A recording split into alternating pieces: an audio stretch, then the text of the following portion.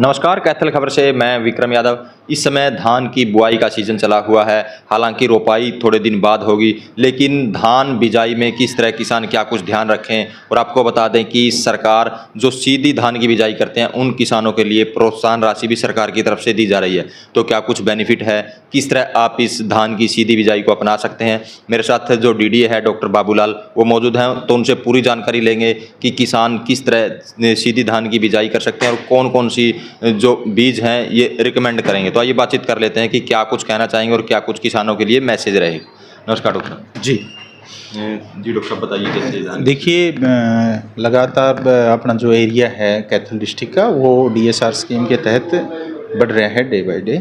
अगर पिछली बार की बात करें तो हमारा जो टारगेट था वो 11,000 का था और अच्छी परफॉर्मेंस किसानों ने दी थी डीएसआर में।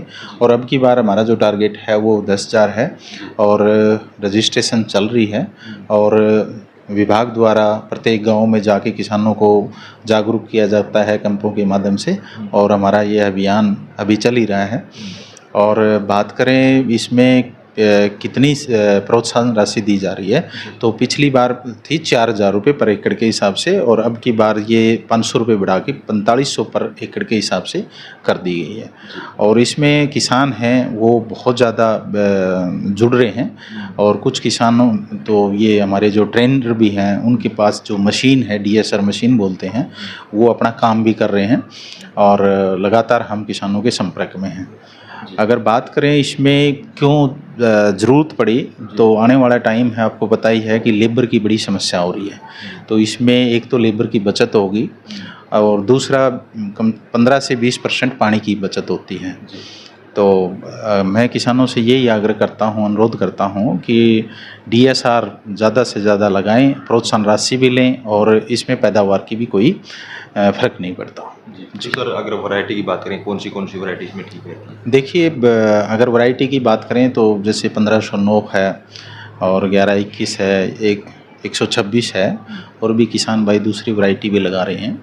और किसान भाइयों से हम बार बार यही कैंपों के माध्यम से या सोशल मीडिया के माध्यम से और हमारा जो केवीके है या साइंटिस्ट हैं तो ये अनुरोध है कि उनसे परामर्श करके और जो वैरायटी हैं रिकमेंडेड जो वैरायटी हैं उनसे विचार विमर्श करके ही अपना डीएसआर लगाएं ताकि पैदावार में कोई कमी ना रहे। जी डॉक्टर साहब क्या कुछ ध्यान में रखें, जैसे सीधी बिजाई जो करते हैं ना, खरपतवार की बड़ी समस्या रहती है, तो कौन सी दवाई की सिफारिश करोगे और कितने दिन बाद पानी लगाएं इसमें। देखिए, इसमें दो तरीके से बिजाई होती है, एक तो बत्तर बोलते हैं, एक सूखे में होते हैं।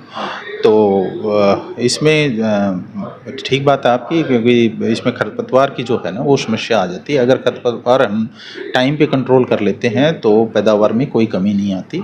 तो मैं बार बार किसान भाइयों से ये अनुरोध करता हूँ कि जब आप डीएसआर की बिजाई करते हैं तो तुरंत अपने कृषि अधिकारी से बात कर लें या जो हमारे साइंटिस्ट हैं उनसे विचार विमर्श करके ही इस पद्धति को अपनाएं।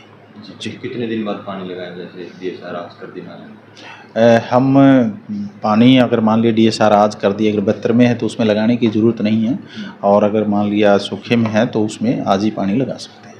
तो लेवल करके, हाँ, पहले लेजर लेवलिंग करते हैं। जब भी डीएसआर लगाते हैं पहले लेजर लेवलिंग करते हैं ताकि वो एक फॉर्मेटी रहे बीज की भी और पानी भी उसमें सही तरीके से एक जैसा रहे। क्योंकि अगर मान लिया लेजर लेवलिंग नहीं करेंगे तो बीज पानी के फ्लो से एक जगह इकट्ठा हो जाएगा और यूनिफॉर्मिटी नहीं रहेगी।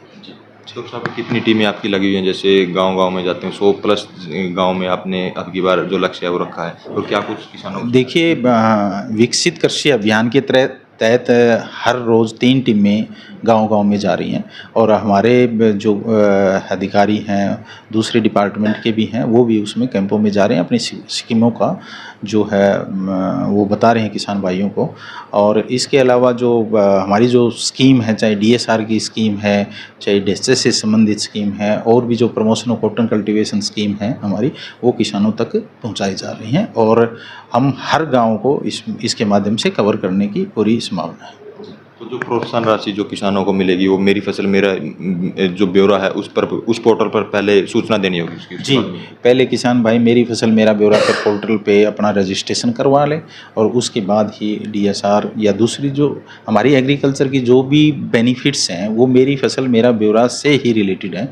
तो किसान भाई अपनी मेरी फसल मेरा ब्यौरा पे फर्स्ट में रजिस्ट्रेशन करवा लें। उसके बाद जो भी बेनिफिट्स है, चाहे इम्प्लीमेंट का बेनिफिट है, चाहे DSR का है और दूसरी स्कीमों का है, उसके बाद ही उसको लाभ मिलेगा। डॉक्टर साहब, जैसे पिछली साल स्कीम आई थी अभी, जैसे आपने धान की बजाय कुछ और बाजरा या ज्वार कुछ और लगाई, तो उसमें भी जो सरकार है प्रोत्साहन दे रही थी, अब की बार भी है क्या वो?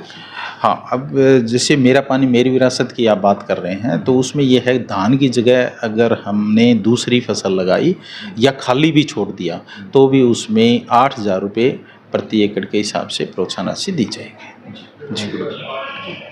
तो ये थे खास जानकारी के लिए हमारे साथ DDA डॉक्टर बाबूलाल, जिन्होंने बताया कि किस तरह किसान मेरी फसल मेरा ब्यौरा पर पंजीकरण करवाकर जो धान की सीधी बिजाई है वो करें और जो सरकार की प्रोत्साहन राशि है उसका बेनिफिट उठाएं। तो और किस तरह क्या कुछ ध्यान में आपने रखना है, तो तमाम जानकारी डॉक्टर साहब ने दी। तो इस वीडियो को ज़्यादा से ज़्यादा शेयर करें, लाइक करें, कमेंट करें, ताकि ज़्यादा से ज़्यादा लोगों तक ये मैसेज पहुँच सके।